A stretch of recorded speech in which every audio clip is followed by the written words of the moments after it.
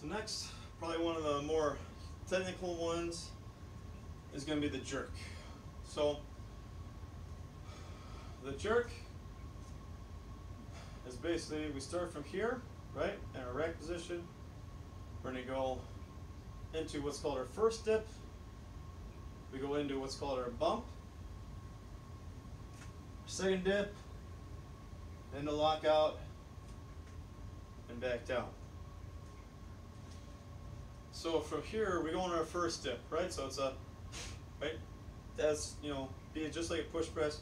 It's a quick motion, right? And the whole purpose of the jerk, right, is getting ourselves lower under the bell so we get heavier weight over top. That's the less distance we have to press it up, right? The lower you get, the better. That's why you have the second dip.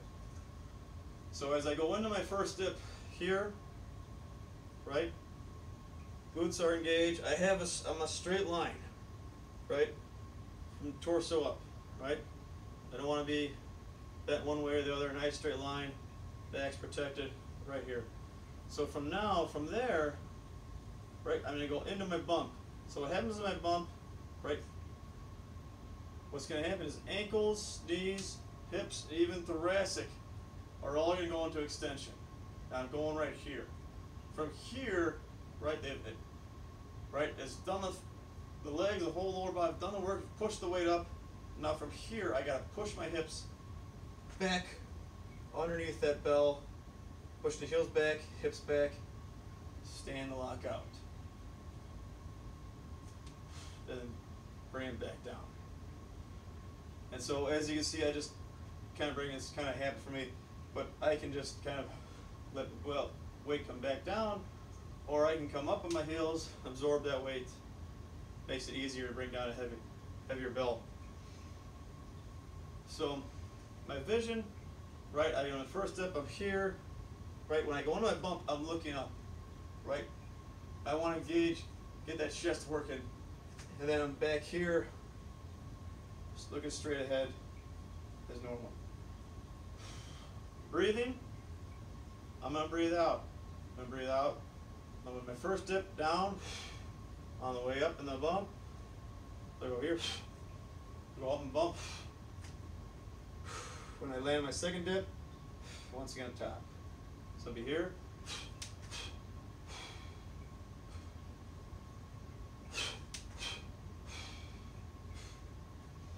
And I sped up a little bit, I took out the one. So just think of first dip, second dip, lock out. As far as that goes. So the tricky part is the second dip for most people. And like I said, you've come up here, right? If you've never done a jerk with a barbell, it's a new movement and you have to learn, just practice it over again, just practice no weight. And so from the first, you can start here in that first dip, right? Just coming up here, taking it as slow as you need. Imagine there's a glass ceiling, then shoot those hips back and stand up. And then once this comes comfortable, right here, right?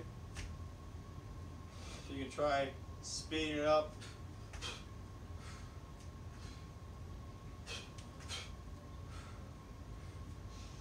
And even with the bell, you can go slow too. So everything else, right, just like everything, bicep to ear, tricep forward, thumb back, tail tucked, try to keep the ribs down, up top, and breathe. So I'm here, right? I take my breath out, go my first dip, second dip, stand the lockout.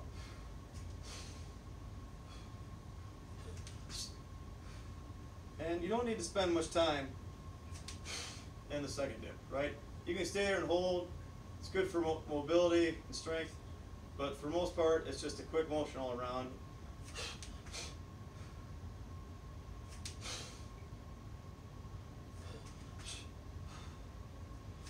And remember to drive that elbow into your stomach as you go into that first dip.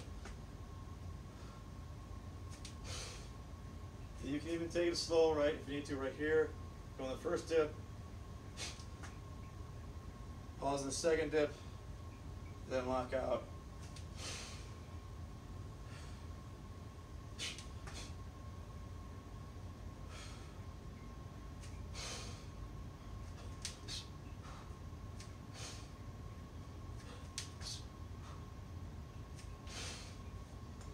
Make sure to focus on breathing as well, staying relaxed. A lot of kettlebell training is time-based, so you want to make sure you're constantly breathing, right? So, with the jerk, I have my first dip, right? Elbows here in my body, pressing down. Right here, I go into my bump, right? Which is ankles, knees, hips, thoracic. Look it up. Right here at my glass ceiling, I push the hips and the heels back, and I stand to lock out. Come back down. All right, that is your jerk.